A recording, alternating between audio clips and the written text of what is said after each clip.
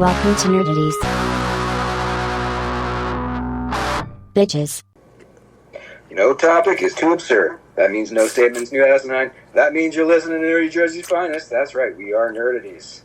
Hi everyone, I am Mike. I am Justin, eating watermelon.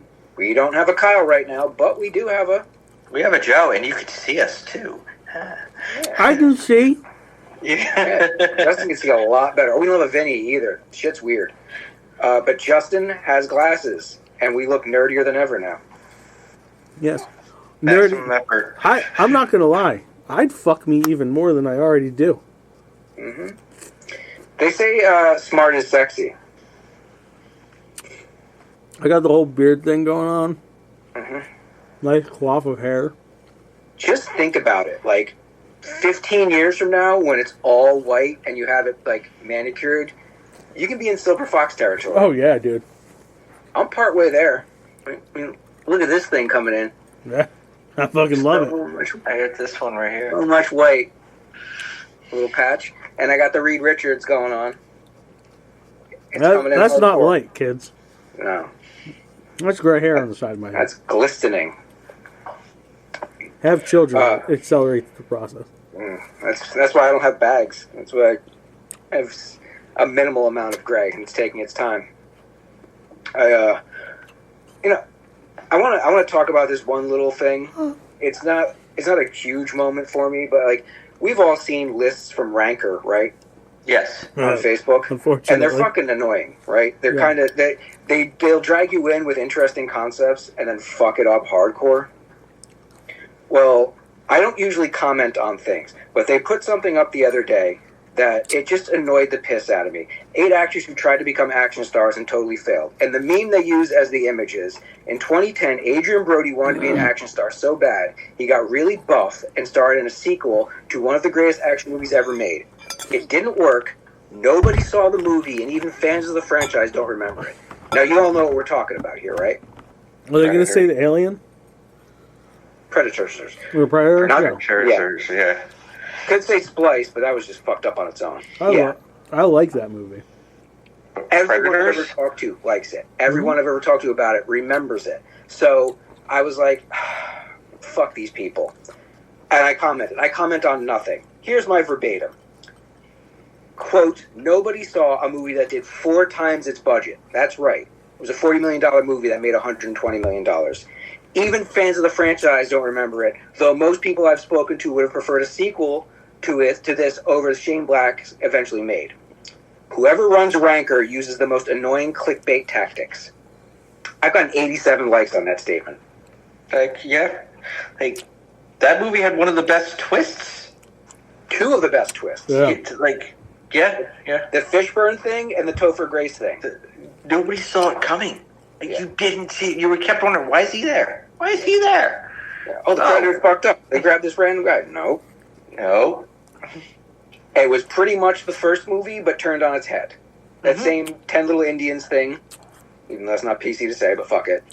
Everyone goes down slowly, but like multinational characters all have their own little intricacies. We had a fucking samurai fight a predator in that That's what I'm movie. fucking saying, dude. Mm-hmm. Lawrence Fishburne playing batshit crazy. Mm-hmm. Really, really good. But I'm that, and the fact that every time you click on a Ranker link, you'll get halfway through it and it'll crap out and you have to reload it. I'm so done with them. That was my moment this week, though. My moment of pride. That 87 people, as of right now, were like, yeah, bro. Yeah. Ranker sucks. Ranker does Really. And the thing that annoys me the most about them, I'm starting to realize, they recycle the same stories over and over again. They'll repost something every few days just to have content up there. Like, I went to their page, and I'm like, holy shit. Within the last 3 days, they've posted 30 things. And I've seen these stories before. Yep. Maybe we should do that. No. We have a modicum of integrity. I will not stoop to that level. Dude, I question their ranking processed very much. They have no ranking. The only good thing that comes out of them is occasionally they'll have like horror lists of stuff that I've never heard of With before. some shit you've never seen, right? Yeah, I gotta check that out. Like, that's how I heard about The Endless. And The Endless is one of my favorite horror movies in decades. Has everybody else watched that yet? No, I don't think so. Mike Ranker says, you should check that out. It's still on, I think it's still on Tubi and the Prime. I watched a movie on Prime. We want to go directly into to reviews because there isn't much other than... one trailer. Yeah, one trailer. One bit of casting. Not even. Two bits of casting. Oh, yeah. Scroll through it. Actually seen casting. Well, David Arquette's supposed to be coming back for Scream 7. How? Right? Right? How? Did they show... How did he die in... It was the last one, right? Was it like an obvious... like cut in half, or was it he slumped over kind of thing? Very much a slumped over kind of thing. All right, they're obviously bringing him back so he can have a moment with Matthew Lillard of some kind. But yeah, that. And the rumor is they're bringing him back because all of them are coming back. Oh, Nev's coming back again? Yeah, they had to bring her back because they fucked up the deal with the other lead chick. That's right. They shit that bed completely. Yeah. All right. The only other thing I have for casting is a rumor that Jesse Plemons may be up for the role of Beast once the X-Men are established in the MCU. I don't hate it. I kind of like it. He's one of those guys who's played so many creeps over the years that you're like, I can't stand him. I can't stand him. And then he plays a good guy and does it so well, you're like, you know what? Yeah, this guy's just a really good actor. Yeah. He just embodies everyone he plays. And he just did way too good a job on Breaking Bad. And then Hank McCoy is both those things. Yeah. If they want to get into what Hank McCoy has become, at least in the Krakoan age, and we've said this many times, we want them to go Krakoa very quickly. The character's established. We've had two other guys play him over the years. Everyone knows who he is. He would be great to push the boundaries of who Hank McCoy is. Yeah, and he can do both sides. Do both very well. So that's all the casting I have. No, it's not. Oh, that's all the casting I have. No, it's not. Literally, that's the only two things I have. Bro, we had the casting for Snape that came up earlier in the week. Oh, that stuff. Yeah, well, seeing as I'm not a huge Potter fan, that barely trips my... Now I just gotta fucking find it. While you're waiting, Keegan-Michael Key is going to be in the next season of Only Murders. Ooh. As a series regular. Oh, shit. I do enjoy him. Still waiting for him to pop up in something Jordan Peele does. Like, in one of his movies in some way, shape, or form. Surprised. They obviously haven't broken up as friends, but they're just like, all right, the show's over. I'm going to go do my thing. Yeah, I'm going to go do my thing. All right, catch you around. And they'll do, like, interviews and shit every once in a while together. Oh, is that gone? Is that not confirmed now? What, the dude who's Snape? Yeah. It got pulled? The article got pulled out of our feed, so... What was the source on that? It was Variety. That is a pretty reliable one.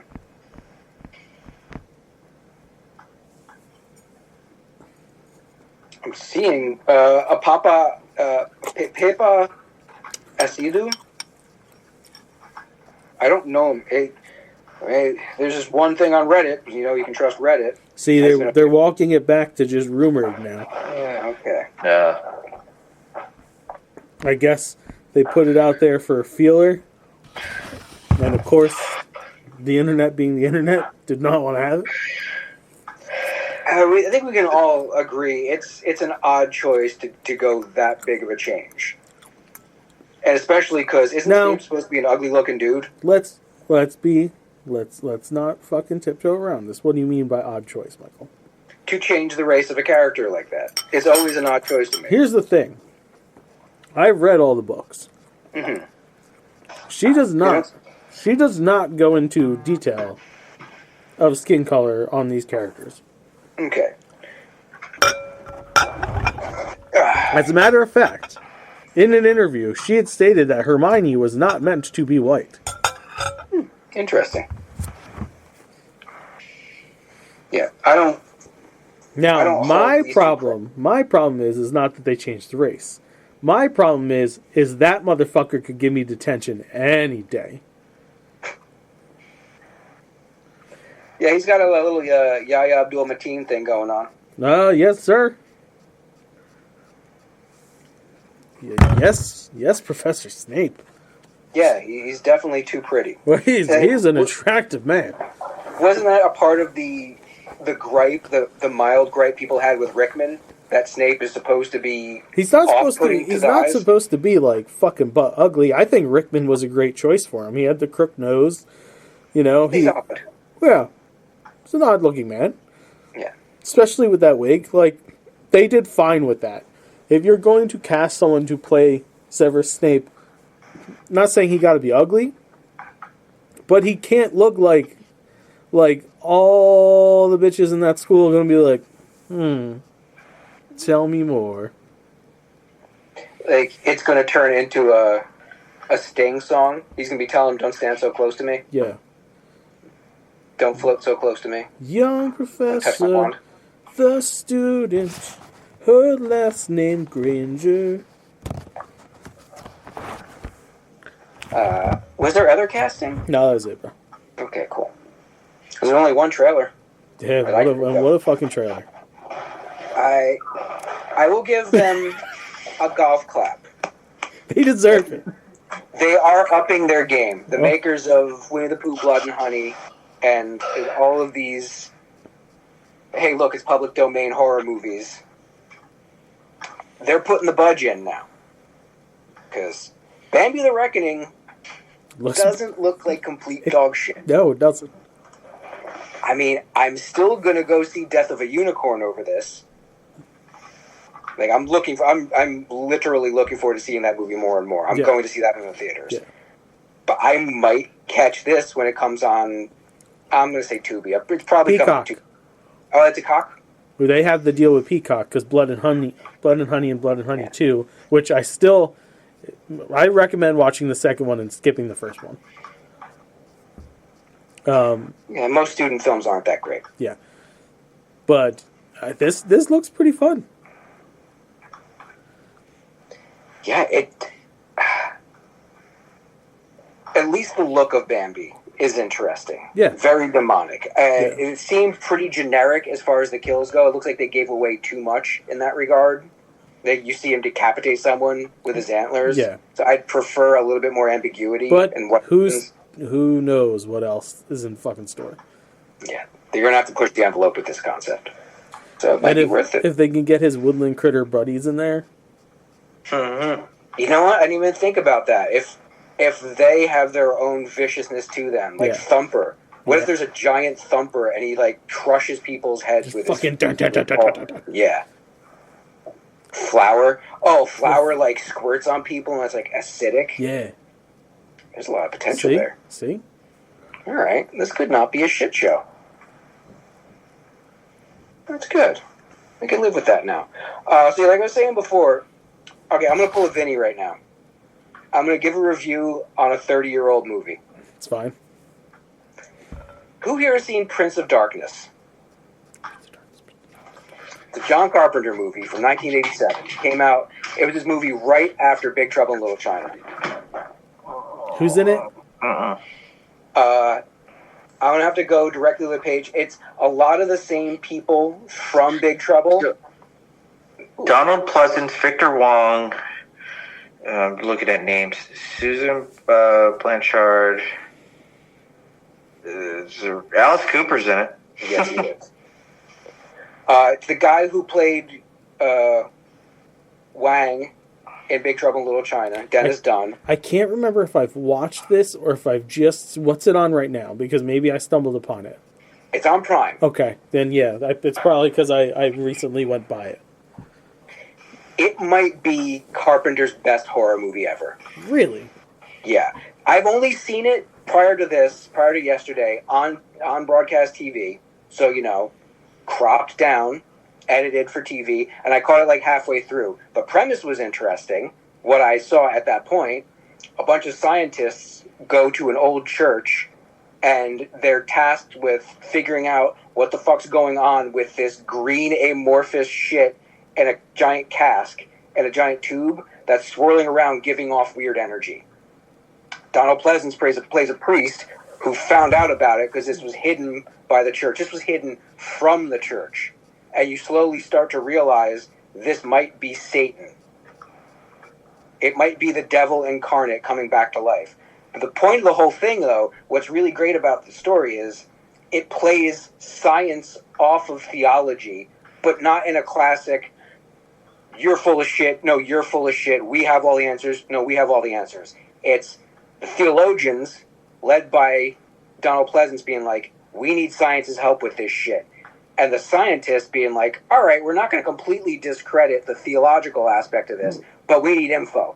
And it's that slow burn tension that Carpenter is really good at with a pretty strong ensemble cast of like 12 people stuck in this building, and then homeless folks start showing up that are completely devoid of emotion and surround the place, and it becomes this kind of hostage situation almost, where no one outside of the situation knows about it, and they're stuck dealing with this thing that's getting crazier and crazier. So it's kind of The Thing without the snowy environment, but maybe better, because it doesn't rely on the gross out visual effects as much as the tension of these people in the situation. Fucking excellent. Totally worth checking out. It's one of those ones that I watched once as a kid, like I said, part of it, and was like, all right, this is kind of cool. I don't know everything that's going on here, but when you check it out from front to back, it works so well. The dialogue is great. Some of the performances aren't. There's one or two people in there who probably should have been recast. Yeah. But fucking that classic Carpenter music drives this thing perfectly. Synth with a bit of bass in there. It's They Live. It's The Thing, but emotionally it's similar to them, but its own situation. Totally worth checking out. Anyone else have any reviews before we get into the big bad? I does. I binged. Well, I could set up the big bad, but I'll go before we talk about that. Watch Sonic 3. I meant to check that out whilst I was still living in the apartment. I never had a good opportunity. It's good. It looks good. It looks good. fun. I mean, they have not fucked up the first two. They haven't. It's just they figured out the formula. It's perfect. Oh, and seeing Jim Carrey play against Jim Carrey, man, so fucking funny. The scene partner he was always meant to have. Yeah, dude, it's great. Season 3 of Reacher continues to be Reacher in all of its Reachery goodness. Well, he's reaching around everywhere, right? Cannot wait for him to don the bat suit. And I watched Gladiator 2. Oh yeah, we were hoping to have Vinny's take on that as well. Well, I mean, he did give a quick Vinny take, but I would have liked to have been able to play off of him on this. I will say this. It is a very good movie about Rome. And so the strengths are the environment. And gladiatorial things and all that. Okay. It makes zero sense to me as a sequel to a movie that didn't need a sequel in the first place. Because if you took that away, like even if you just called it Gladiator 2, Lucius's story, right? Like, okay, they're just using the title for like title's sake, like they do with some movies, but we know this is a story of someone completely different. It would have been incredible. It's bogged down by trying to latch to the story of Maximus too much. which is I don't mind. which is unfortunate. I don't mind if you spoil it. Is the kid supposed to be Maximus's son? Yes. Like he had a kid with who? The other one. With the woman from the. Yes. So he. Oh, all right. Sure. So like, but he interacted with that kid in Gladiator. Young Lucius, the one who like asked him what about the lions on his armor and shit. Wait a minute. It's supposed to be that kid? That's supposed to be his kid. I thought that was supposed to be his friend's son. Right. So the whole time in that movie, they were alluding to the fact that that's his kid, but they weren't. Right. Is this a retcon? Yes. Essentially. Yes. This pisses me off now. Like if it had been like when she went down to visit him in the slave quarter, she fucked him 25 years later, had a kid. That's iffy Okay. enough. That's like, Right. all right, you snuck it in there in a scene we didn't see. You're telling us this whole time the guy who's supposed to be the king at this point, he's supposed to be emperor because Commodus died. Yes. He is now a gladiator because of... Well, okay. So, do you want me to fucking... I don't think I do, because I don't know if I care about this anymore. I really don't. Okay, so like, at the end of the first Gladiator, right? She sends that kid off, and she's like, "You got to run away because they're gonna fucking kill you." All right. Right. So he goes. He fucks off. He has a life. He gets married. Right. They live in this village. Good times. Rome comes to fucking conquer it as they do. It's very Roman of them. Yeah, Pedro Pascal. They come, they take it. They kill his wife. He's not thrilled about it. As you wouldn't. Now he's like, I want to fucking kill Pedro Pascal. This is the way. Right. Meanwhile, Pedro Pascal's shacked up with that chick. His mom. Okay. So he's the emperor, essentially? No, he's not. She's not empress, but she's still in a position of power. Kinda. Okay. The twin emperors, though. Yes. Like Johnny Storm and the other guy looks like new Johnny Storm. Yes. Okay. They're running the show. Yeah. All right. Right. You find out that, like, Pascal's tired of fucking conquering things. He's like, this is not the way that Rome was supposed to be, blah, blah, blah. He's very much a follower of the teachings of Maximus's... Marcus Aurelius. Yes, right. Yes. So there's, like, a whole behind-the-scenes Senate trying to take fucking power back. Is it like he served under Maximus? I don't know if that was the case that he served under him or just like admired who he was. Okay. I'm a huge fan of Marcus Aurelius. Yeah. Okay. Then you got Denzel, who's very much just Denzel. Just Denzel and the shit out of this. Yes.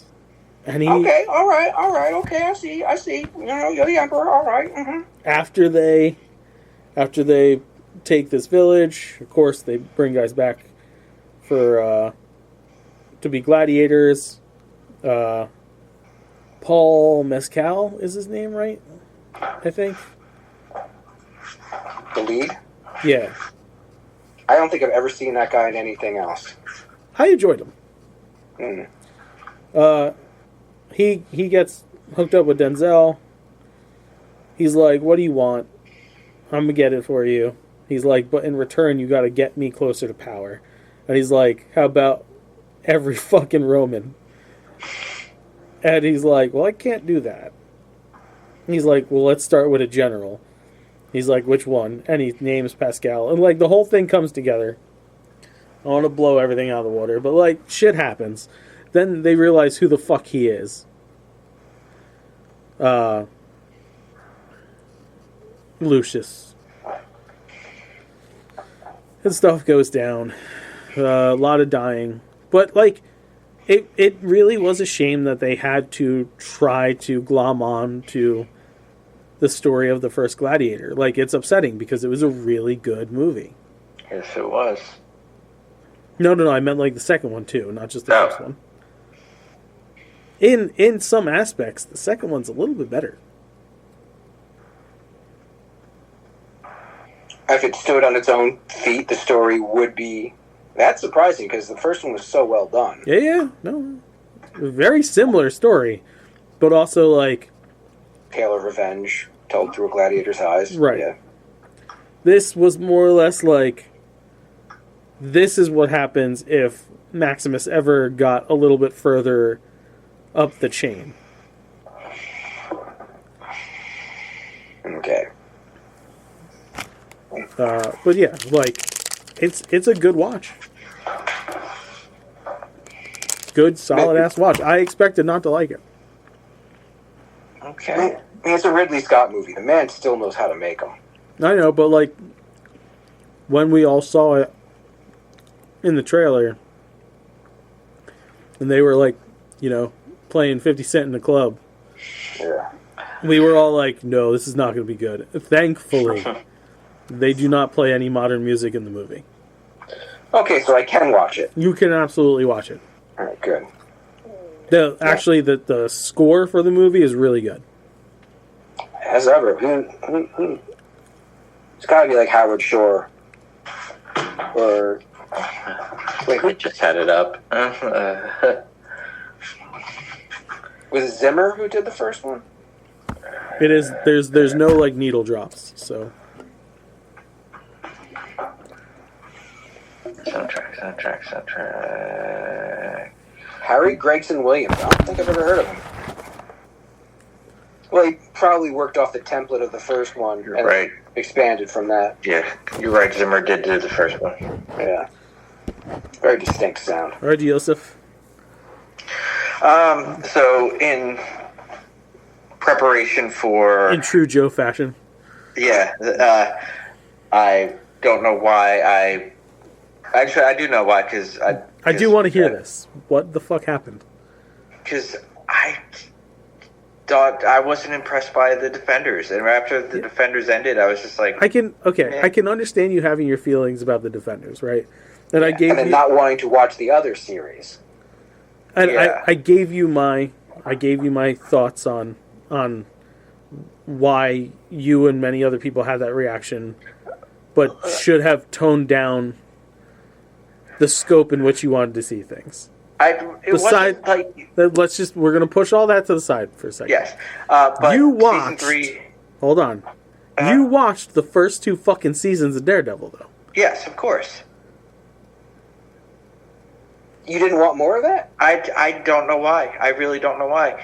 Because season 3 was the best season of all 3, hands down. Like it could. When you said this, it like hurt my brain for a minute because I was like, but he watched the other seasons. Why didn't he just go and finish the 3rd season? Like you didn't even have to. Defenders really, like, it didn't do anything. It didn't do anything. No, like it teed up Matt to be in an incredible place. Yeah, at the end of yeah. it. Like he's stripped down. Yeah. He's thought dead. I remember wanting to know. Holy shit, where are they going to Where'd put he go? Matt? I know the 3rd season's coming. I need to see this. What happened? And Yeah. I kicked myself for not watching it when it came out because, man, that was a good season. When you I binged it. when you first dropped, I'm watching season 3. I was waiting for the again, Nope.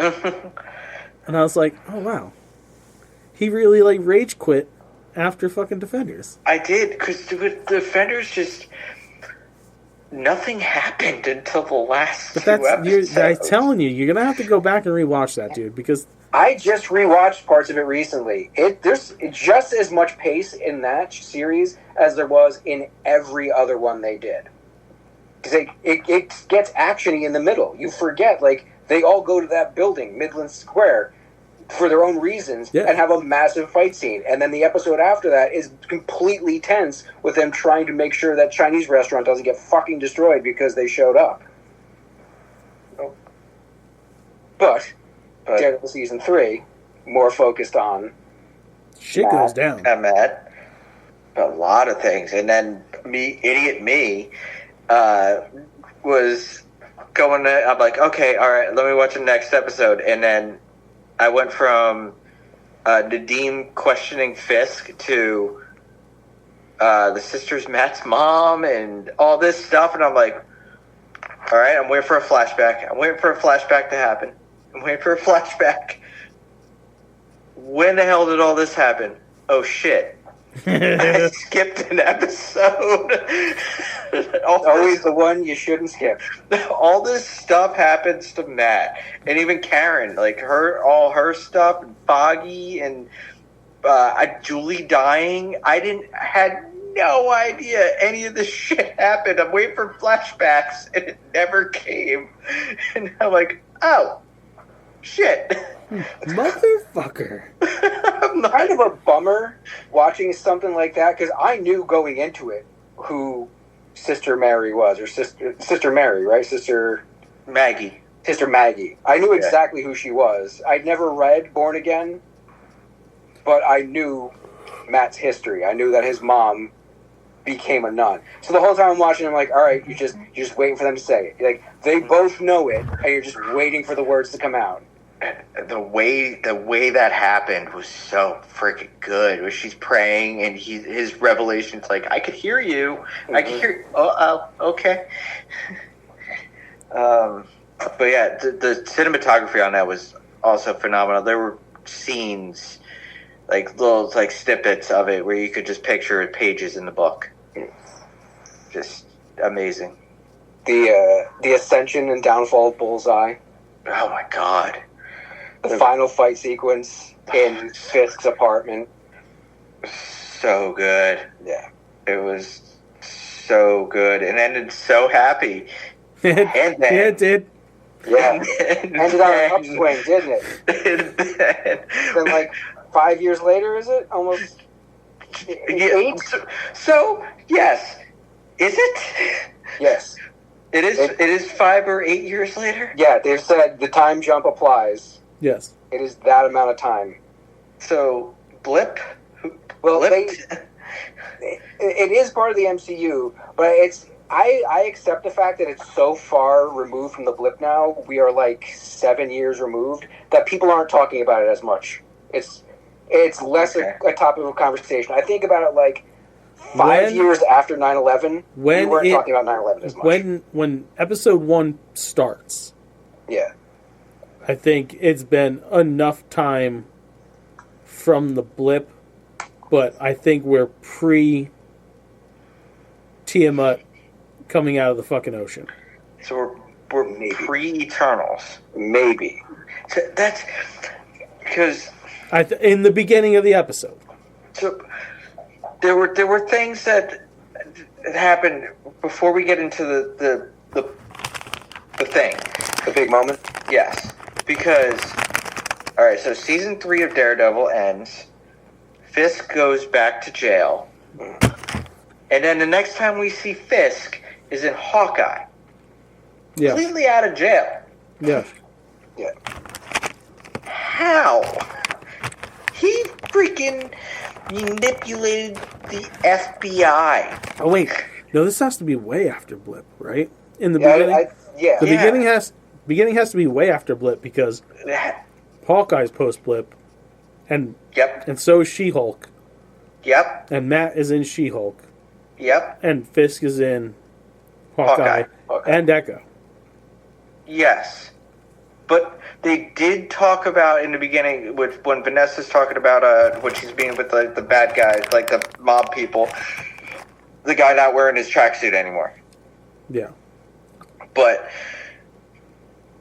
the time frame that this takes place is the big confusion because Rogers the musical exists. It's not that confusing now because this would put us current day and date in the MCU after the year time jump. So, but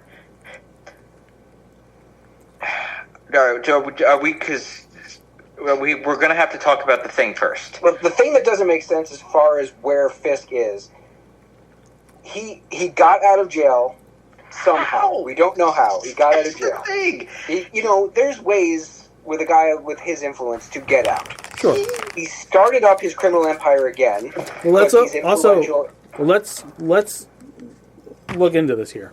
So wait. Do we just are we going to talk spoilers? Because we could say spoiler alert. Well, yeah, we're gonna spoil the shit out of it. Spoiler alert. But this is leading into it. Yes. But there will be spoilers. If Fisk blipped and then returned post blip, it very much puts him on the street again for Hawkeye. Yeah. Yes. And would explain why in Hawkeye he's not at the peak of his power like he was. Yeah, why he's using like trust a bro, why he's trying to build, and why he's doing stuff like.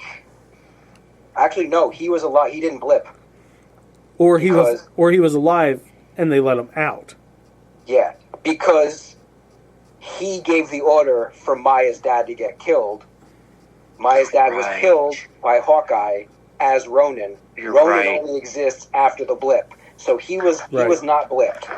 That logic dictates that. But even that lends to the fact that in that world, if half the population's gone, more than likely, jails were emptied. Yeah. So, okay, this is it makes sense. It's making sense. Right. And a guy like that could use this to his advantage to get out, and then take greater advantage. Because he was a known, like, powerful figure. Yeah, you're gonna want those when half the fucking population is gone. Yeah. Okay. Like him being free was a necessity. If nothing else, he could finagle his way out. Yes. He could use his influence to get out, to spin that kind of tale, like, I could help. But man, it just But the shit he did in season 3 is like he manipulated the feds. But did he admit to that, or did he just go back to prison under the previous charges he had? Because he might have gotten out. It was Nadim's what was it? Dying declaration or something like that. That Foggy said you can't. You can't dispute it. You can't dispute someone's dying declaration because they know they're going to die. Well, I feel like we're picking some nits on this one. I know it's just those little things. I think I think our explanation makes it all fall into place, though. Yeah. But then Daredevil Born Again starts up. Yeah. Yeah. And starts up with such a joyous opening. Our 3 leads just having a fun night, hanging out in a place we know and love. Oh, it was so nice. Doing shots, everyone's happy, and it's so fucking obvious that something bad's about to go down. I got that feeling at first, and I was like, well, it's way too fucking early. Like maybe a building's gonna blow up, but like, come on. Yeah, it was too. Yeah, it was too. It was too positive, way too positive. Matt and Karen are kind of like dancing around their relationship but being nice about it, and like Foggy's hitting on a chick and it's going well. Josie's pouring free drinks for people. It's like, oh, this is the best night of their lives. You expect maybe the bar would get fucked up, but you don't. The second he walked outside, Bro, with the phone call, I knew. I was like, fuck me. And Ashley turns to me and she goes, they're not. And I was like, I don't know. I knew. I absolutely knew. She When was. they showed She might have been his, more like- devastated than I was when it all went down, because she was just like, we are not even halfway through the episode. We're not even 20 minutes in. You're not even Yeah. 5 minutes into the episode. Yeah. Like when Foggy was on the phone and it was just like, oh, he's coming, he's coming for me. They're coming for me. And you saw Bullseye's gauntlet. Yeah, you saw the thing on his hand, and you're like, okay, now we know who's involved. Yeah. As soon as he's out in the open on the street, my first thought was, is he going to kill both of them? Yo, that's what I was thinking. And in my head, I'm like, that's such a bitch move on Disney's part to be like, well, we heard the outcry from the fans. We wanted to bring them both back, but like, this is our toy now, so we're gonna fucking kill what you love. We're gonna full on Disney parents, both of them. And I would have been fucking. I would have probably turned it off. So I knew Karen wasn't going to die because stupid Facebook kept saying, she's going to return for season 2. So is he. Yeah. Yeah, that would... Okay, spoilers. If you haven't caught on by now, everybody out there. If you care about Daredevil, you've watched the episode. Let's be honest. Yeah. Yeah. If you haven't, you're going to want to skip ahead at least another 5 fucking minutes. At 5. I think we've not buried the lead well enough. They've got to know by this point that Franklin Foggy Nelson takes a sniper shot. And you know what those fucking pricks did too? Is they gave you a little hope. Because he doesn't die instantly. No. They didn't give me hope. They twisted the knife. I was like, oh, maybe, okay, so the season's going to be, Foggy's going to be recovering from, like, nearly dying, and that's what's going to stop Matt from doing Daredevil stuff, because that's our story, and that was the only hope I had. And I was like, this is really fucked up, and then at that point I was like, well, if that's the case, they're going to shoot Karen too, but they're not going to kill. They're not going to kill anybody. They at least want to be walking around talking to Matt. So yeah, put Foggy in a hospital for the entire season. Okay, that gives a lot of impetus for decisions. Right. Do you know who directed that episode? No. The guys who directed The Endless. Oh, really? Yeah, they directed episodes of Moon Knight. Oh, okay. Those guys are really good. And they talk about how that scene with Daredevil and Bullseye, you may not notice it the whole time, you're hearing the heartbeat. Oh, yeah. The whole time. And it's fading. Yes. And it's fading. Yes. They talked about the camera isn't necessarily from anyone's perspective.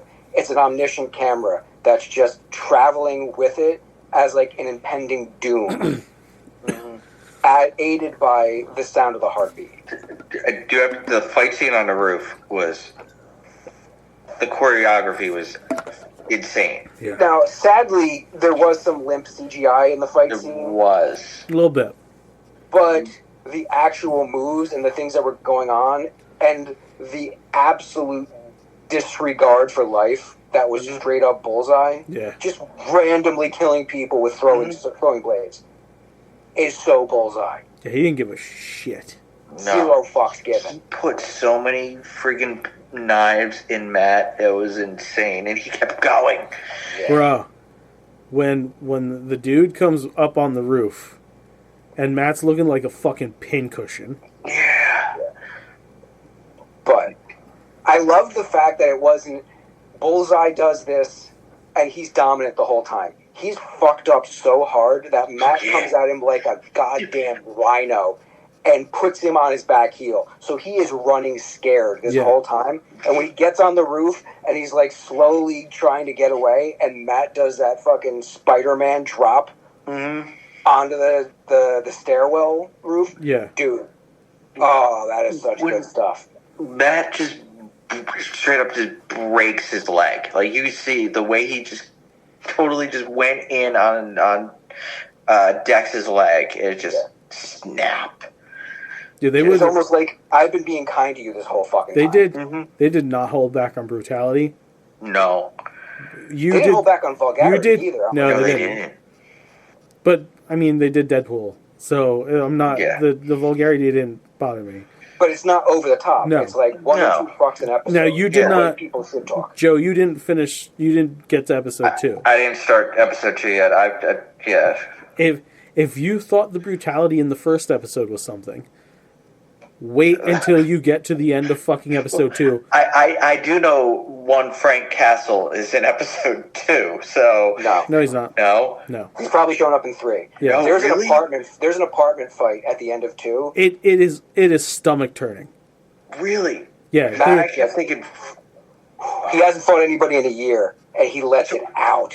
Bruh. so here's my big thing. The skull shows up in the episode. Frank doesn't. Yes. Okay. Yes. In an interesting way. Yeah. Setting up something that's And real world related. I fucking love that they did that. Yeah. It's a reference to shit that's going on in the real world. This whole thing is, this Mayor Fisk thing, it's kind of crazy how many shows are using actual politics and the zeitgeist, which I don't like using that word, to fuel their stories and doing it well. Yeah. I'm going to pause this right here and just kind of backtrack a little bit. So, Matt gives up being Daredevil. A year pass. Yeah. Okay. When does She-Hulk take place? She-Hulk takes place prior to the events at the beginning of this show. So, what gets me with that is him and Karen were very... They were friend flirty. They were not dating. Don't forget, She-Hulk was 2022. So there was more than enough time for him to meet her, them hook up, him come back to LA, meet her family, and then be like, you know what? Let's just be friends. Yeah. Your cousin's the Hulk. He's You got a live in weird LA. kid now. I live in New York. We know we're superheroes. If we ever need a hand, we know where to look. Right. But like, Okay, that's going on with our lives. that was the one that I was just like, okay, She-Hulk, where does this fit? Yeah. But okay, all right, now we could go to Okay. yeah, but wow, Fisk, just He hasn't done anything yet, and he's still great. how has D'Onofrio not gotten any like award nomination for Bro. being Fisk? Kyle put it best in his message to me last night. He's like, I'm really upset about Foggy, but at least I now get to watch the masterclass that is D'Onofrio. He's so good. His performance in the second episode is by far the best job he's done as Wilson Fisk in all of the seasons. That's the bar is so high. There's a moment in his office where has BB shown up? Did she show up in the first episode? BB? Yes. No. Yes. Yeah, Okay. yeah, you don't see her yet. No, you in watch episode her, one, but you watch her video. Yeah.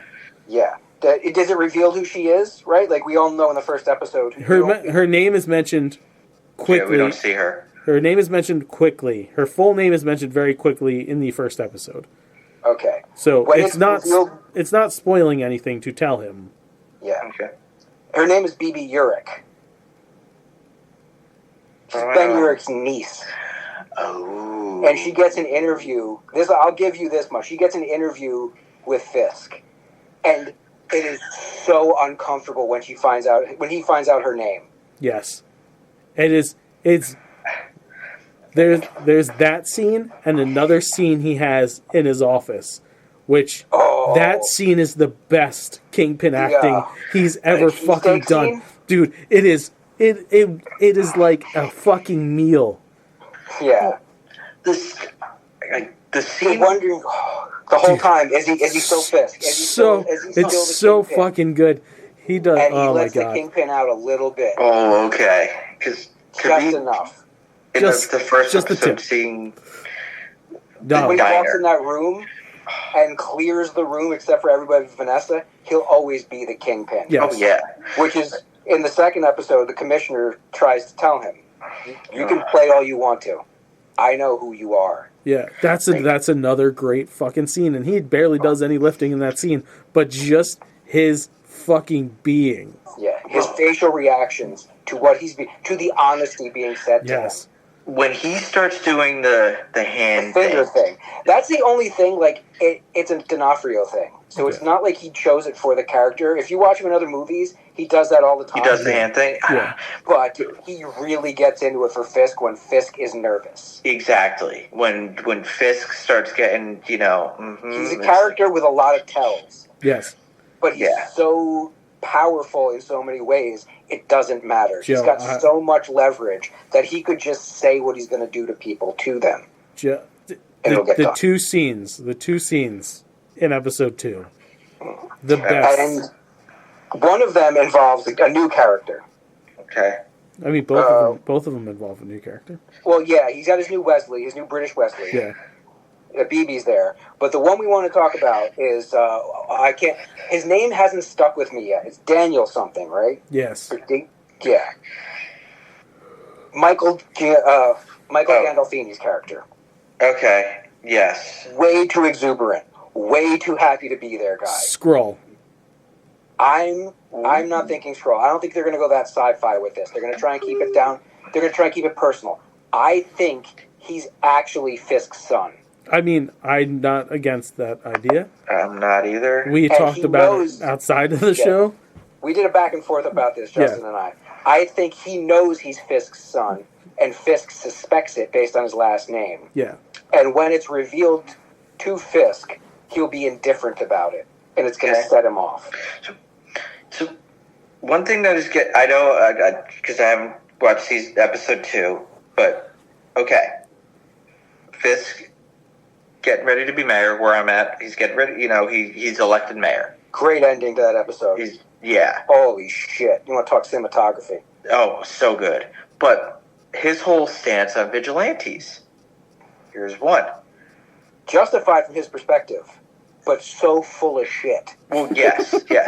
But Daredevil is, Hell's Kitchen.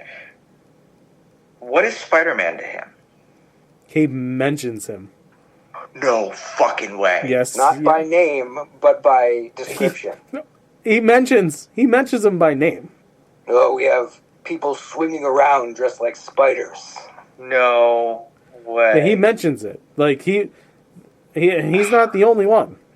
Yeah. Like they are not shying from the fact that this is taking place in the MCU. It's got because you're in New York. Yeah. There's a whole. It's handled. It's handled. Don't fucking worry about it. I won't be shocked if Spider-Man is like a digital insert in the background of a scene at some point. Gotta be. No, that would actually cost them a lot of money because Sony still owns the rights, but they don't own the rights to Tom Holland's face. True.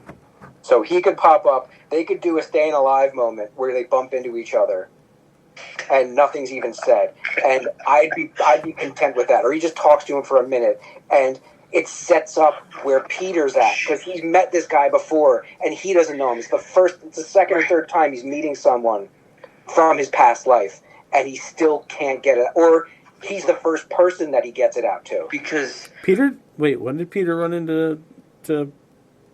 Matt was his lawyer. Duh. Fuck me. But since the whole thing at the end of No Way Happy, everybody forgot who, they knew he was Spider-Man, they don't. But they don't know who Peter Parker is, and if they did run into each other, Peter would know who Matt is. Yeah. But Matt I think this is a lot of wishful thinking. I There's know. so much more story going on that they have to cover. I'm just saying that, like, it's addressed. Yes. Okay, good. Don't worry your pretty little face. Because in the same breath that the Punisher's mentioned, or referenced, Spider-Man is. Yes. Okay. I still can't believe fucking Frank Castle is in the MCU. They're great days. And he's getting his own special, and it's going to be brutal. And what they set up with his symbol makes me so fucking excited. Yeah. Ripped from reality kind of shit. Like, Oh, It's just I wish we could get the true Civil War, because I would have loved to have seen the Punisher scene from Civil War. yeah, but that's not who Cap was in the No, MCU. no, that would no, have been no. forced. Yeah, it would but that whole part was so good. For the vast majority of what we've gotten, as far as shows go on Disney Plus and the movies, I've been happy. This comeback has me giddy. Yeah. It's so well paced. I tell you. People shit on She-Hulk. I had a lot of fun during it. I did too. Between New World Order, Brave New World. Brave New World Order, and this, I feel much better about the direction of things in the MCU. Roller coasters can't all be highs. No, that's fine. No. I never was gonna be like, it's gonna suck forever, but like, there's a couple things that are questionable, and is like they're going to get their groove back. It's just like a matter of when. And Cap was a little taste of it, but Born Again is fucking peak performance. This makes me so hyped. And it's only we're only 2 fucking episodes in. Yeah, so much more to digest. I'm so looking forward to Thunderbolts. Now that is something that I asked you in our message the other night. Where does this fit in time with Thunderbolts? Beforehand. Thunderbolts is probably going to take place after this season. This season ends right before Thunderbolts drops in theaters. So I'm thinking they've planned this out. You know they have this laid out to be literally, that's happening this week. This stuff is happening in the MCU this week. Yes. And Thunderbolts is happening that month, that week that it comes out. Because they just started filming yesterday season 2 of Born Again. Mm-hmm. Which it was all but confirmed that the Defenders are returning in season 2. Yes, Kristen River's in town. Yeah. Yes. Did they get all of them? All of them? Wait. Feige wants the reclamation project that is Danny Rand. Yeah. I didn't hate Finn. I didn't hate Finn either. Just he needed work. It did. And his martial arts needed work. And his Danny Rand was strong. And if anybody's going to do it, they got Coulter to come back. That's the big, because they did him dirty. That wasn't Feige though. That wasn't him though. No, that wasn't him.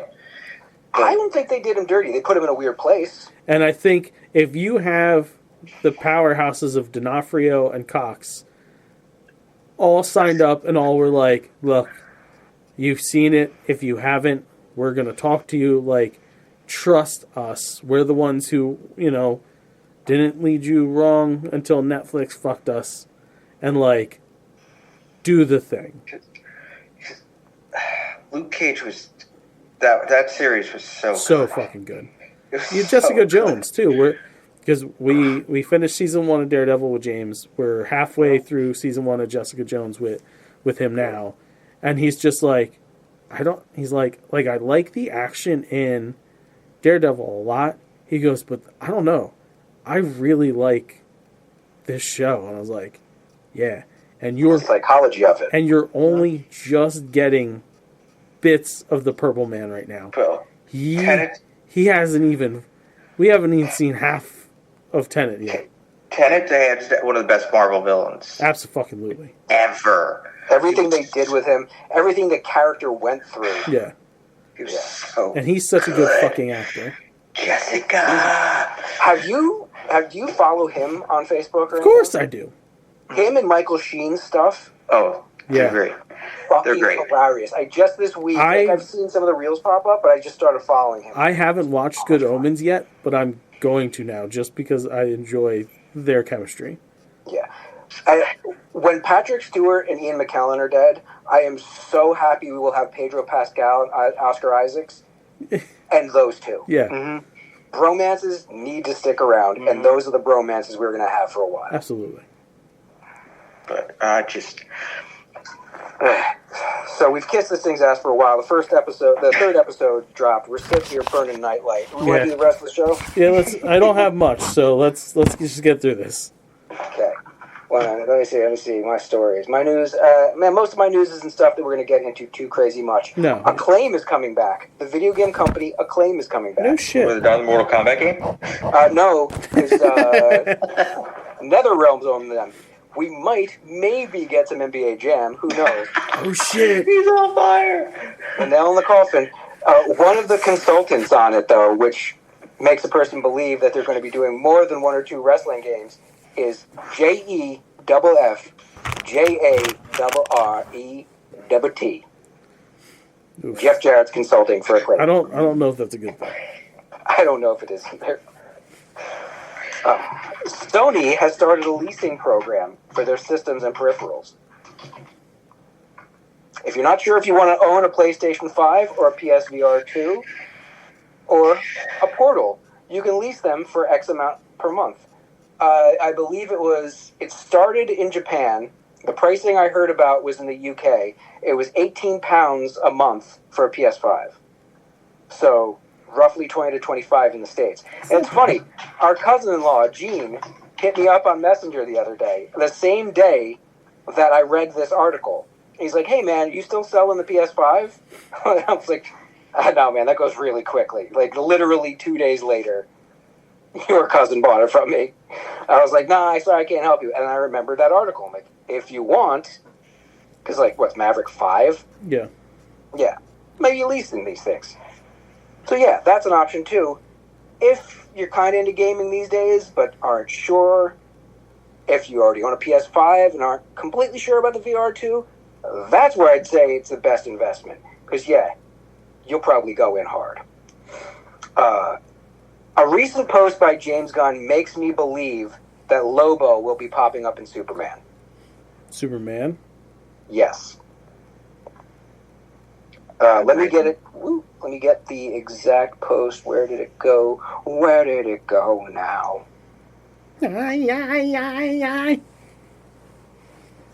It's the exact wording he used that makes me think it's going to happen.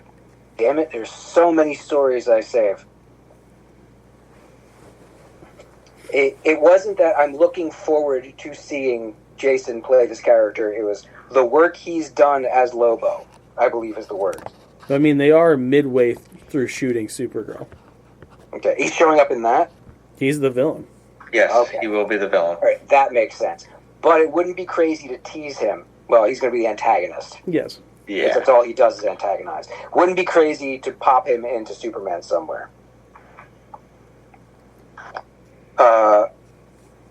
Nintendo 64 is coming back. I fucking saw this.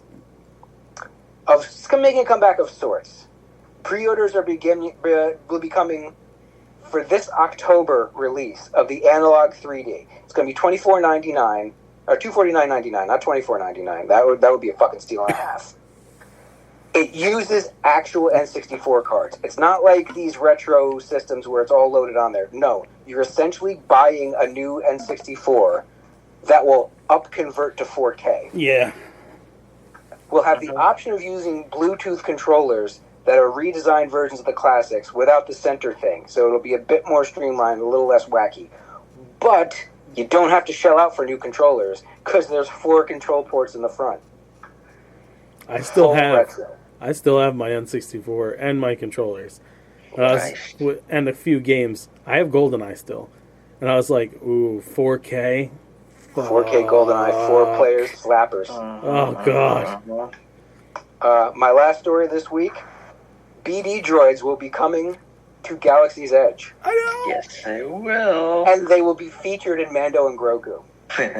And one of them, one of the bunch is going to have, I don't remember the name of the species, but Babu Frick's Yeah. Oh, race. yes. That's Like, going to be they on think there. Halarians or something. Yeah. Like they haven't said... Favreau brought him out and mentioned that and said the name of the species. Yeah. When they figure out how to make them in the droid factory, That's the droid I'll be building. Yo, fuck yeah. I loved BD-8 in the Jedi games. Yeah, I loved BDSM. Is that going to be your number? I had to stop and think about that before I I had to commented. stop and not think about it. That's everything I got this week. Piggybacking off of that, they announced that Millennium Falcon Smuggler's Run is going to be getting a new mission featuring Mando and Grogu next year. I wonder if you'll be able to choose it or if it's random, because that's the kind of thing. It's going to be the whole system's going to be... It'll be the standard? Yeah, for a while, and then it'll probably let you pick between the two after it gets like a year run. But fuck yeah, dude. But fuck yeah. I love it. Absolutely. Even though Smuggler's Run didn't need an update, sure. Give it the same treatment you give Star Tours. Every few years, it gets a little plussing, a little zhuzhing. I'd really like them to apply that same thought process to Rise of the Resistance. Yeah. That could use a little something new to make it worth going on. Kevin Smith is penning an Archie meets Jay and Silent Bob comic. Snoogans. It's pretty sweet. Because Archie has met everyone so far, why not? It makes a lot more sense for Archie to meet Jay and Silent Bob than the Punisher, and that's already happened. Yep. Robert Downey Jr. is apparently very, very hands-on with the script for Doomsday. Well, he's writing the backstory of Doom. Yeah. Yeah. So whether or not this will be showing up in the movie, this is some of that deeply invested actor stuff where he's fleshing out his character's backstory to add depth. Yeah. Speaking of Robert Downey Jr., did you guys see the video from South by Southwest of him talking about some Stark Tech? I with did, Disney? but that's part of my other podcast. Ah, okay. I can't give it all away on this one, bro.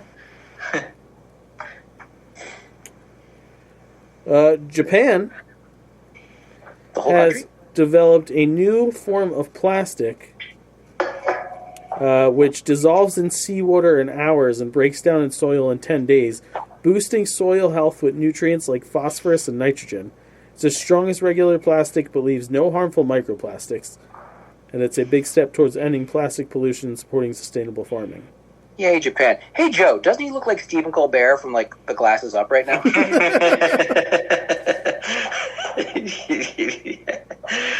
What do you think, people out there? Comment on this, because you can watch this on Spotify and on YouTube. I am full of truthiness. Would you fuck me? Was she a great big fat person? The Russos, Joe Russo specifically, said that the upcoming Avengers movies will take loose inspiration from the Secret Wars comic book series of both the 80s and 2010s. He goes, "We always create our own version of the story, but that's where the inspo is coming from. We're getting Battle World, bitches." Battle World, baby. Some version of Battle World. Yeah. And if that key art is to be believed, some really interesting versions of Battle World. Another uplifting science bit here. Michel Voss, the founder of Cocoa Pallet, is transforming the logistics industry by creating eco-friendly shipping pallets made entirely from coconut husks. These innovative pallets offer a biodegradable and sustainable alternative to traditional wood pallets, significantly reducing the need for deforestation. If these innovations are adopted seriously, like tomorrow, if these things are picked up and run with and exponentially used more and more, within our lifetimes, we could see a clean ocean. I'm We just could see going. minimal deforestation. I'm just going to put it out there. COVID lasted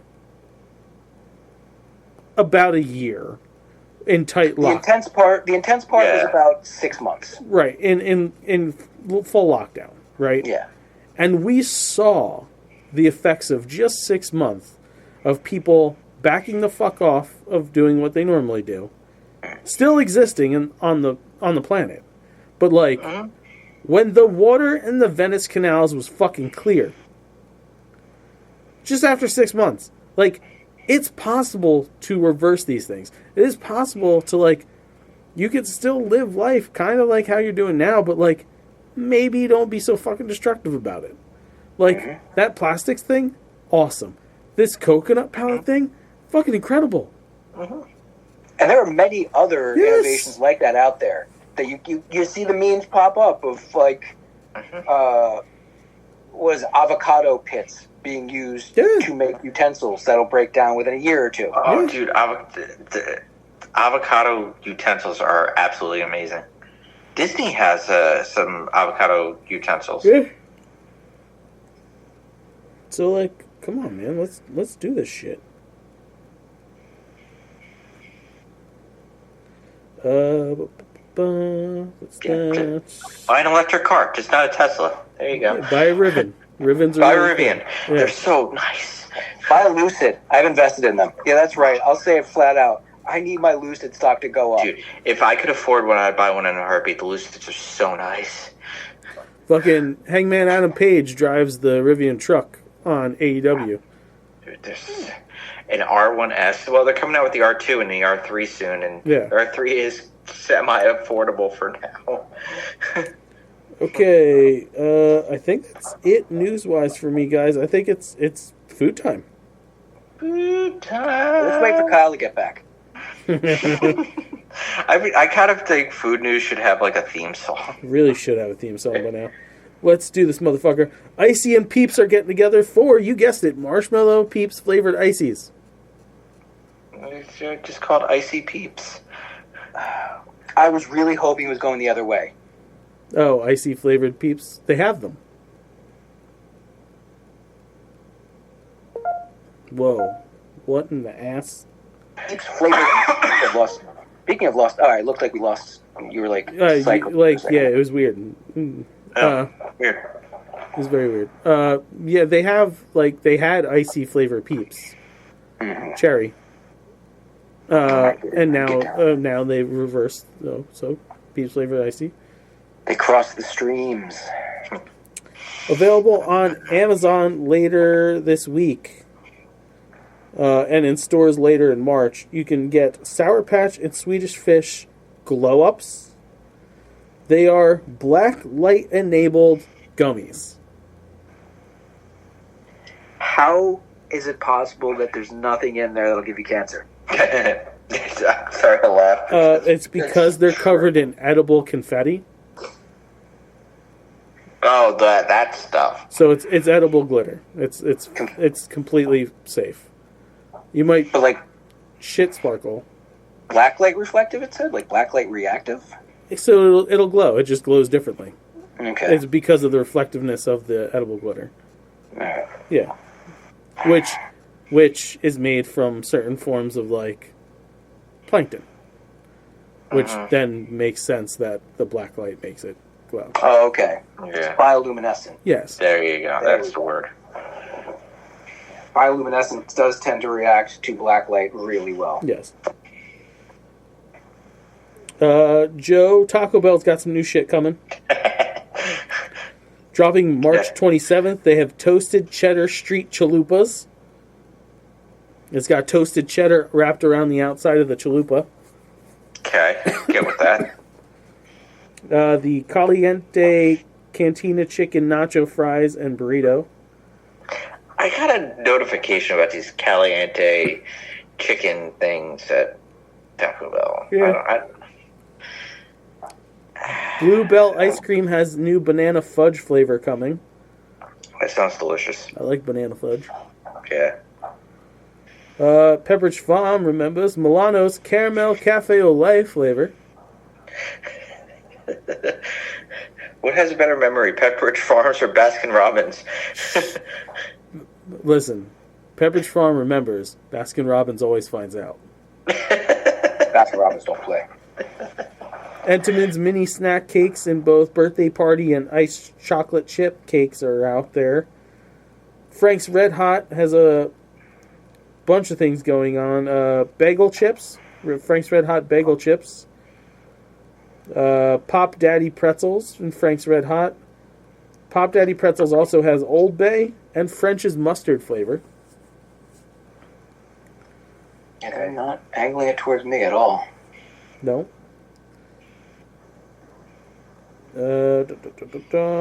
San Pellegrino has a bunch of sparkling juices hitting the store shelf soon in lime, peach, blood orange, and cherry. Sprite Chill Strawberry Kiwi dropping March 17th. I recently tried the Sprite Chill Tropical Mix. Yes. Not horrendous. Okay, that's good to know. Yes. Not good. Not as good as the cherry. Cherry's first favorite. St. Patrick's Day Krispy Kremes in the house. The Over the Rainbow Donut, a magical St. Patty's Day delight. This fluffy, unglazed stuffed donut is filled with luscious cake batter flavored cream, dipped in vibrant light green icing and topped with shamrock rainbow sprinkles and a whimsical rainbow sugar piece, also available with a side of insulin. They have the Pot of Gold donut. Indulge in the ultimate St. Patrick's Day treat. Our signature original glazed donut is dipped in rich gold caramel flavored icing, topped with smooth caramel flavored buttercream, finished with a gold coin glitter sprinkles for a festive touch. I feel like I've seen this in Disney. Yeah. Choco Shenanigans donut. A chocolate lover's dream with a St. Patrick's Day twist. A pillowy, unglazed shell donut is stuffed with silky white cream filling, dipped in decadent chocolate icing and drizzled with festive green icing, topped with gold coin glitter sprinkles. The St. Patty's Swirl Donut. A swirl of sweet celebration. Our classic original glazed donut is dipped in creamy white icing, swirled with vibrant green icing, and finished with a sprinkle of white and gold standing sugar. And a chocolate iced donut with St. Patrick's Day sprinkles. Those are your St. Patrick's Day Krispy Kreme. You know, one of these years I'm going to have to try a Krispy Kreme that's not just standard glazed. Meh. You don't have to. No. It's like Dunkin' Donuts. They're not made there. So it's not like, they're fresh. They're like super fresh, like when you get like a regular Krispy Kreme donut. But at least the 5 seconds in the microwave does wonders. Does help. It does really fucking help. You can put a Dunkin' Donut in the oven, in a nuclear reactor. I don't care where the fuck you put it. It's not making it taste better. It's not taking that coffee stank off of it. Dunkin' Donuts just went downhill so fast. Yeah. Dunkin' coffee. Let's just be honest with ourselves. People don't line up around the friggin' block to get donuts anymore. No, they don't. Man, No. do you remember back in the day? You remember when they had like 20 different flavors of fucking munchkins at all times? Mm-hmm. They had coconut munchkins and shit. I miss those days. Anyways, Rita's, Skittles Italian Ice, Good for you. Red Berry Skittles Italian Ice, and would you know, you can get the Skittles freeze-dried popped sprinkled on top of this, the ice blender, or a fucking Skittles gelati. Come to me on this day with your fucking Skittles, Ritas. I see what you're fucking doing here. Just when I thought I was out, Dangerous. pull me back in, motherfucker. Because Skittles, when they're frozen, they'd be a cracking hazard. Yo. Mm-hmm. Yo. And puffed Skittles, maybe even more so. Maybe. We're going to have to find out. Joe, another Taco Bell item being launched is the Queso Crisp Taco Shell. It is a taco shell made entirely of cheese. I don't know. I don't know how I feel about this. I know how I feel. I'd fucking try it. Just like, it sounds like, so like if it was homemade, it's a different story. But I'm just getting this from Taco Bell. I see like a processed cheese crisp. Yeah, I understand what you're saying. Yeah, like a homemade shell made it just of cheese. Like when Beth was doing the keto thing. Yes. And just shell made of cheese. It makes sense. Yeah. Is it essentially Berea style, where it's like fried cheese on the outside? Yeah, I mean it's yeah. It's not. I mean, it's a cheese crisp. So normally it's a pile of shredded cheese put on a baking sheet, shoved into an oven until it solidifies and gets all crunchy and crispy. They're delicious. Oh, trust me, I've had quesadillas done like that. They're fucking incredible. It's amazing. Yes. And swapping out a carb-filled tortilla for a shell of cheese sounds pretty genius. Mm-hmm. But however, it's still made of fucking cheese. Mm-hmm.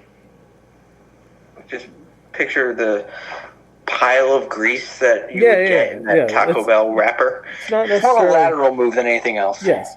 They announced a new flavor of Baja Blast for Taco Bell called Baja Midnight, and it's featuring passion fruit. I'm just passionate about it. And the last bit of food news I have here is 7-Up is putting out a new flavor for the summer. 7-Up Endless Summer is watermelon strawberry 7-Up. 7-Up still exists? Dude, 7-Up is the bomb, bro. I didn't know it was still a thing. Cherry 7-Up is delightful. I kind of enjoy 7-Up better than Sprite. Definitely better than Starry. Starry is not as good. No, it's not. Who owns 7-Up? Is that Pepsi or are they a standalone? No, I believe 7-Up is a standalone owned probably. It is by Pepsi. Is it really? Yeah, that's what confused me because I thought Sierra Mist was the new 7-Up. Sierra Mist became Starry. Yeah. Right. Yeah, and they did actually change the recipe because I've had some pretty stank Sierra Mists lately.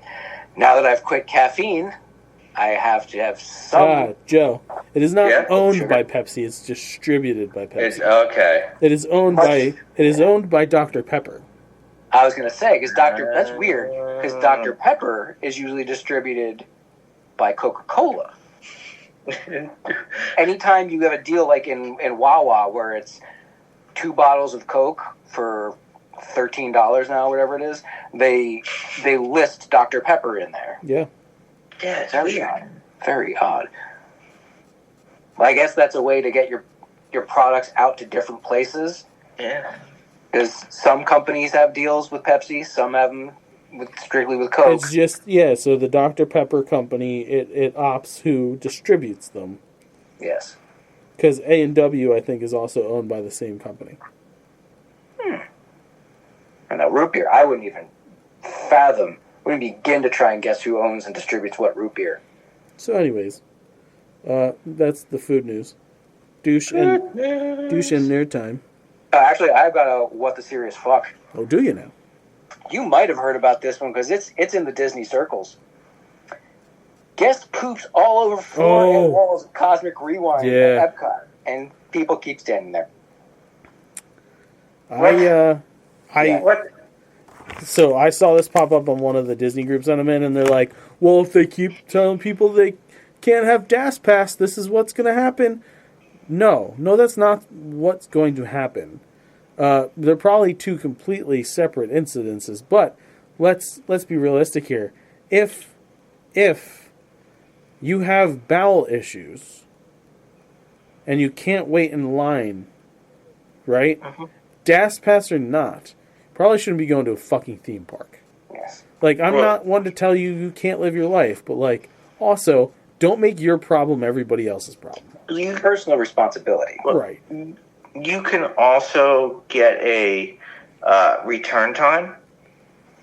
If you're not alone, and there's someone that can hold your place in line, you can ask a worker, a cast member, to let you back in. Like this person, this is my party line. This is right where I am going to defecate right now. Right. Yeah. Please. Yes. And they will. It's Disney. Yes. They will accommodate that. Like that's what I said. Like if you can't stand in line, you can go get a return time, and the customer will be like, okay, return at this time. This is the time that you have to wait. On the wait. Return at this time. The shit was also smeared all over the queue. Yeah, did you see the picture? Yeah, no, fucking did. Ew. It's gross. Oh no! Yeah. The bit on the wall. Luckily, why it was on the would tile. you do that? Most of it's on the tile. So yeah, wrong. It's just wrong. Yeah. That's easy enough to clean. Trust me, take it from a professional. That's not that hard to clean. Yeah. But it's the wall stuff. It's definitely what the serious fuck. Yeah. I don't know if you guys do this on Cosmic Rewind. When you're walking through the wonders of Xandar, you just look at everybody and go, they're all dead. This place is destroyed. oh, that's cold-blooded. Yeah, they are. It's fucking weird. If you think about it, in the current universe, Xandar is done. Yeah. No, they're not. They said Thanos wiped out Xandar in Infinity War. Oh, yeah, that's right, because he didn't use the stone to wipe them out. No, he just killed them all. He just killed them. They're not all dead, though. We know that there is some survivors core left. Because Nova is showing up in. Yes. And the guy who was supposed to buy the power gem, the power stone from Quill, showed up in Guardians 3. Yes, so some people made it out. Right. The broker, I believe, is the broker. Yes, that's it. My douche of the week is Dana White for hosting Andrew Tate and his brother over the weekend. Dude, there's nothing that infuriates me more currently, even more than Trump, is the fucking Tate brothers. Mm-hmm. People better be around me if there's ever a time that we are in close proximity to them, because I will go to jail. I'm not even kidding. Pieces of shit. They're fucking scumbags. How could you fucking kill them? How could you fucking have these people? Like, I understand if they bought a ticket. You know what? No, you can't, because they shouldn't even be in our fucking country right now. They really shouldn't. The fact that they were allowed in is horrendous. They're so bad that Ron DeSantis, when he found out they landed in Florida, of all places, was like, get them the fuck out of my state. Ron fucking DeSantis. Yeah, but Ron DeSantis is doing the right thing as far as you go. It's a fucking problem. Yeah. I hate them. Hate them. I have not been happy with Dana White for a while. He's a piece of shit. His proximity to Trump, to all things horrible. He's always been a piece of shit. It's taken a long time for people to realize how big of a piece of shit Dana White really is. But, like, when the video popped off a few years ago of him just, like, beating his wife in a bar. Ooh, I didn't even hear about that. You never saw that video? No. Fucking, it's out there still. Watch it. Yeah. He is grade A trash. Pretty close, but not nearly as bad as the Tate brothers. I fucking hope something horrible happens to them soon. Birds of a feather, I suppose. Yeah, fuck all them. Fuck Donald the idiot Trump, just for everything he does. But a big one this time. Did you hear about the student who was leading a peaceful protest that he had ICE come and arrest and lock up and threaten to deport, even though he's got a green card? Yeah, well, I just watched the clip. She hit him too, so these fucking idiots are meant for each other. Yeah, that's fine. That's why they didn't separate. Yeah, fuck them. Fuck both of them. They're both assholes. Yeah, that is absolute abuse of power. Yeah. This notion of deporting people for illegal protesting. Yeah, fuck off. So you can attack people in a government building. You can kill people and get pardoned. But protesting without what? A permit? Yeah. Get you deported. Yeah. Add that to the list of fuck you, Donald things. Fuck all them. I got nerds, though. I got one nerd. Go with yours. Michael Sheen. Okay. Close personal friend of David Tennant, as we mentioned earlier, canceled 1 million pounds of debt, which is approximately 1.2 million I heard about this. Yeah. freedom dollars. He did the... I as a person who can do this with that much money, and he's come out and said that he is not working for profit anymore. He's working to make enough money to survive, and then using the excess to better the world. He bought $1 million or $1.2 million worth of debt and forgave it for 900 people. Nice. He bought it for £100,000. because he bought it from a debt consolidation company. Yeah. So yeah, he's using the system against it. Now I don't know if he can also write this off on his taxes. I hope he can, but if he can't, twirl. So yes, Michael Sheen, great guy. Despite the fact that he was in the Twilight movies, no one knows he's perfect. Not to backtrack here, but apparently the Donald went and got a fucking Tesla today. Oh, that horse shit. And he says that any violence against Tesla dealerships will be labeled domestic terrorism. Oh, you are... Wait. Hold on. So he bought a Tesla when he's trying to stop all the states from building... Well, it's because Elon's company's fucking tanking. The man who spent nearly a decade decrying electronic vehicles, saying they're bad, they don't get you anywhere, you have to recharge them every 2 minutes, they don't make any sense, is now supporting his patron. Let's call it what he is. The guy who got him in fucking office. Guy who spent $270 He's openly admitted twice now in interviews that the election was rigged for him. Yeah. And illegal boycotts. But radical left lunatics, as they often do, are trying to illegally and collusively boycott Tesla. You can't illegally boycott. No. The two words don't... You can legally choose to not buy something. Yes. And tell your friends you shouldn't buy this thing because of this reason. Perfectly legal. The epitome of American values. Yes. You know what I'm going to do? Not spend my money on your products. I think you're a piece of shit. And you know what? It does suck because I test drove a Tesla. That car was phenomenal. Will I buy one? No, because I don't want to support him. Yeah, but he's a cunt. It sucks because they do make great cars.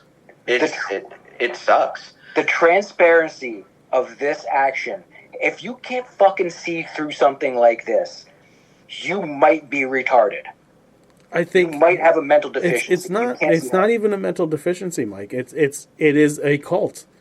Yes. His people, anything he says or does, they take as like the gospel, and it's frightening. And in classic cult fashion, you will change gears, you'll shift lanes, and even though you've been told for how long by this person, now mind this is bad, all these assholes that really love him are all going to run out and get Teslas now. If they can afford it. But here's the here's the fucking kicker, right? They can't fucking charge them anywhere now.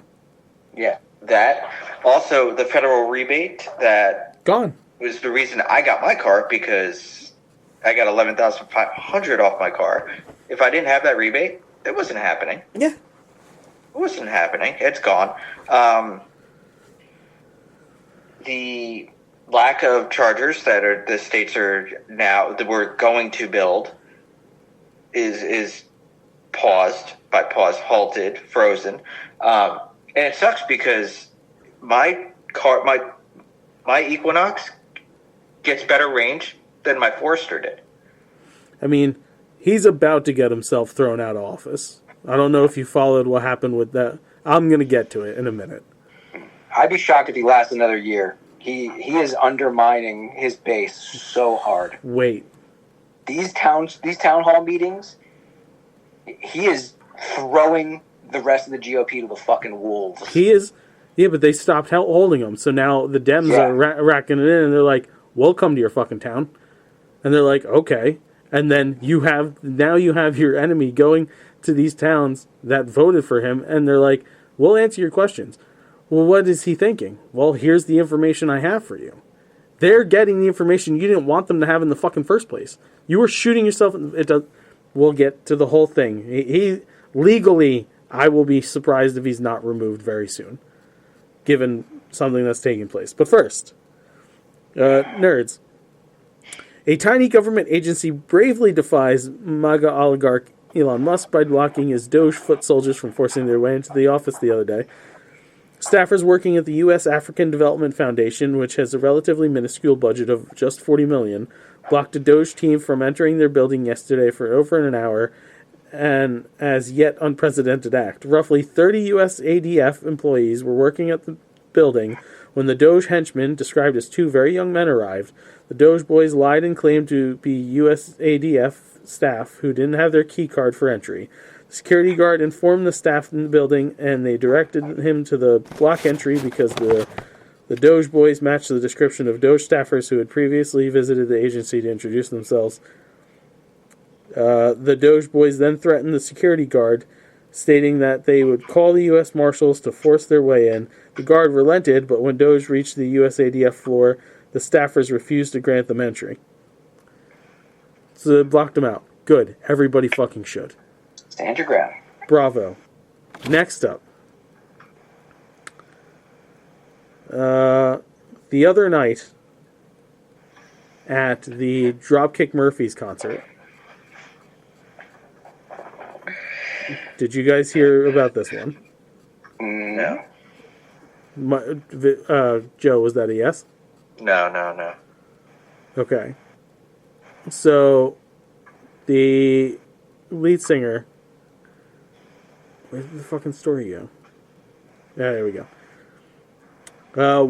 Wildly popular punk band, the Dropkick Murphys, interrupt their own concert to challenge a MAGA fan in the crowd to a hilarious wager, and ends up humiliating Donald Trump in the process. This is the best viral moment we've seen in ages. The video is available online. He says, Ken Casey, lead singer of the group, the reason we speak out, we don't care if we lose fans, because when history is said and done, we want it known that the Dropkick Murphys stood with the people, we stood with the worker, okay? And it's all a fucking scam, guys. I want to propose, in the name of decency and fairness, sir, I'd like to propose a friendly wager. You can't lose this wager, Casey said to a man in the audience wearing MAGA gear. Would you, in the name of dialogue and discourse, and I appreciate you being here, would you agree to a friendly wager? He says, sure, that's a good sport, said Casey. Well, first of all, do you support American workers? Asked Casey. The man claimed that he did. He goes, of course you do, of course you do. So, and you support American businesses, obviously, asked Casey. So I don't know if you guys know about it, because we don't go around fucking bragging about it, but Dropkick Murphys always sells proudly made in America merchandise only. Casey then held up a Dropkick Murphy shirt that had been made in America. He goes, and here's the bet I'd like to make, he continued, Casey. If you lose the bet, we switch shirts, okay? If you win the bet, I give you $100 and the shirts. Right? That's why I said you can't lose.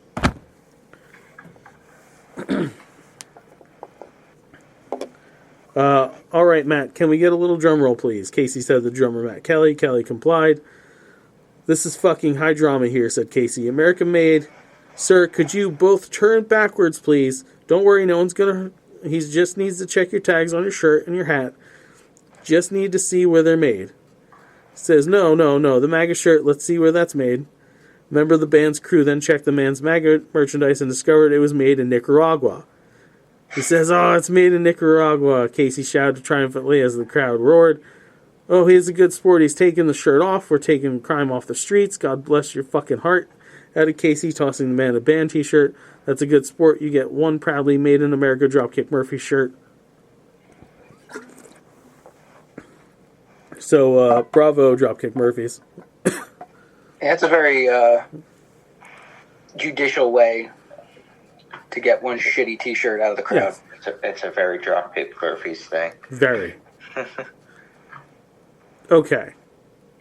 Now.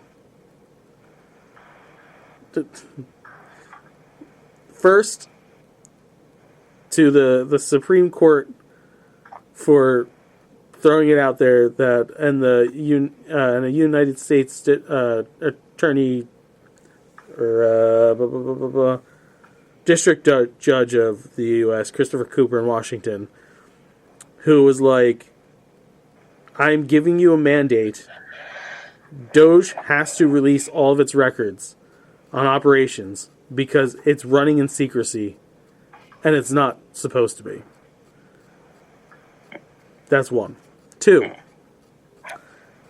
Trump launched a war. Trump's orders targeting law firms raise constitutional concerns. So, executive orders terminating security clearances and taking other actions against two prominent law firms may violate constitutional protections and represent exceptional acts of retribution against lawyers who have crossed him in the past. Perkins Coie represented the campaign of 2016 Democratic presidential nominee Hillary Clinton, who Trump defeated in his first presidential run. Covington and Berling currently represents Jack Smith, the special counsel appointed during Democratic former President Joe Biden's administration, who brought criminal charges against Trump in 2 cases. Now, Trump is going after them. The first law firm retaliated today with articles saying that it is against the Constitution and the seat of the presidency to exact such maneuvers, and it is moving quickly. If it is found to be that he is using his authority to go against them, which it seems pretty fucking clear-cut to anybody, he can be removed as the president. I hope so. There's a short list of executive orders that he recently signed, and one of them that really sticks out to me is he signed an executive order requiring any plaintiff wishing to challenge the legality of his actions in court to provide upfront a bond covering the totality of the government's legal cost to be forfeited in full if the case fails. Yes. That's not how the law works. No. He also doesn't seem to understand how executive orders work. He can write as many as he wants. Doesn't mean that they go into effect. No. Yeah. And he's a fucking hypocrite because he ran in 2016 on the notion that Obama did nothing but sign executive orders and couldn't work a deal for his life. He's doing all this because he didn't want to fucking go to jail. That's all this was. Yeah. That's Musk used Starlink, helped him procure the victory. However you want to say it, whether he stole the entire thing or just fudged a couple numbers here or there. Then crashed all those Starlink satellites. Yes. To cover up the information. Right.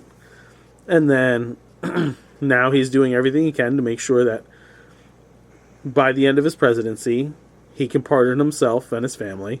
They get off scot-free, or so he thinks, if he makes it that long. Whether it be from natural causes, outside forces, or the fact that he gets removed from the presidency because he's a fucking idiot. All this to say, please vote for Justin Patterson in the next election. I will be old enough. I'm smarter than... You currently are. What? Old enough. Oh, yeah, I am currently old enough. That's right. Yeah, just 35. And I believe that our two-party system is very fractured and is causing more problems than fixing in this country. And we're going to do something about that. By we, I mean like me and a team of people that are that should know what they're doing.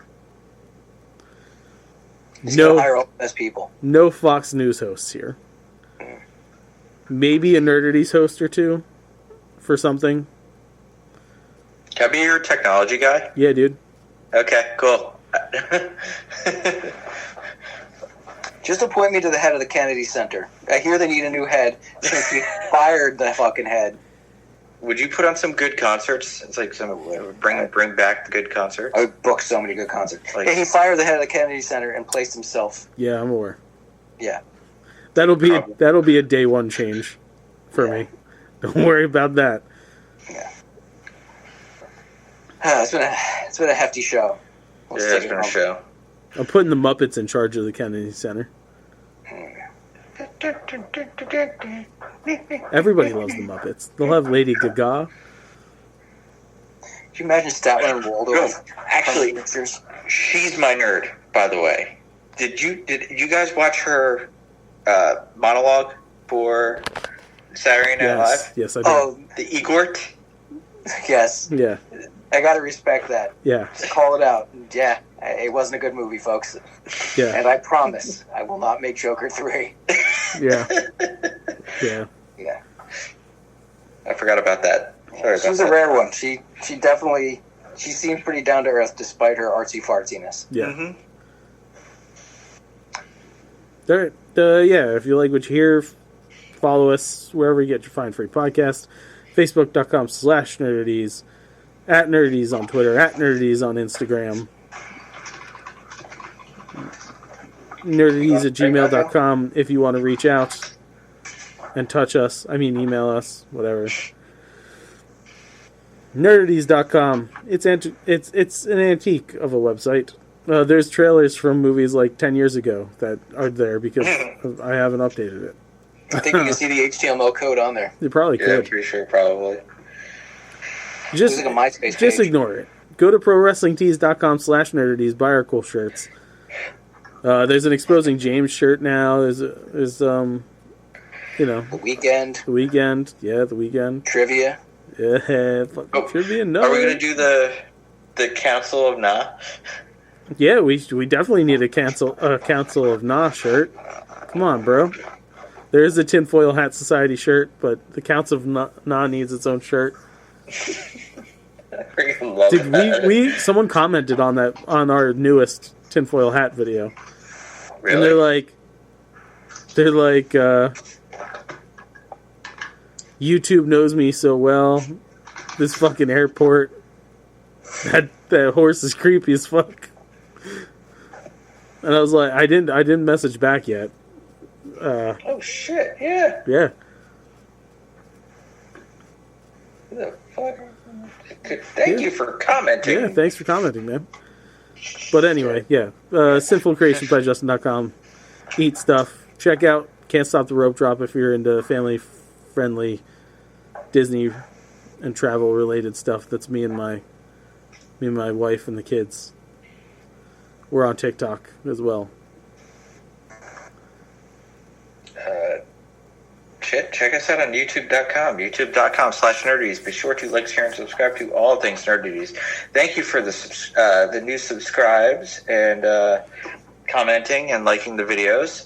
You'll be able to see this video of our podcast, the one above all, on YouTube and Spotify. I'm not sure how Spotify works with the videos, but I know it's there. I'm not either, but we'll find out by the end of the Yeah, we're week. going to find out. So, yeah, you'll be able to watch One Above All on YouTube and Spotify. Yeah. Remember, March 25th will be our next live on Trivia Night on What YouTube. kind of trivia night is it, Joe? It will be Disney Trivia. Dun, dun, dun, dun, dun. 8 p.m. Eastern. Remember, you have to log in to your YouTube account / Google account. It's all the same thing. To interact with us, because there are audience participation prizes. There are prizes, and it's Disney night. So we know we know you're out there, people who know Disney things. Yeah. Pat, do really well this night. What I'm saying is, win. there's going to be probably a Disney-related prize. Mm, We're gonna keep it on brand. We're gonna theme this shit up. It's not a free vacation, so get that out of your fucking head. yeah, no, we can't afford that. Yeah, But I if can't there are afford a free I vacation. know I'm jumping ahead, but if there are people who want to sponsor Nerdities and give us money, and who are we shouting out? Are we shouting out anybody? Well, nobody yet. We haven't even confirmed. Yeah, yet. not until they fucking put money in the pocket, bro. Yeah. Liquid Death got that free ride for a while, but Yeah. shit. Yeah, we're not gonna say killer water anymore. Yeah. Oh, okay. We also have, speaking of Disney, we have the season 2 of Nerd ETs coming soon. We have the final installment of the Joe trilogy. Eventually. We have the Justice League. We have a script for it. We do have a script. We have a shooting time. It's date. the cast and whether they can get their heads out of their asses. It's one of them. It's not me. It's one of them. Well, I can already tell you it's not happening this month. It's, It's not. I don't foresee it happening until maybe June or July. oh shit. Well, my schedule's still open. There's gonna be time to Because try to get more muscles. next month we face Easter, which means Kyle's going to be schedule heavy for like the first 3 weeks. May is a madhouse for me.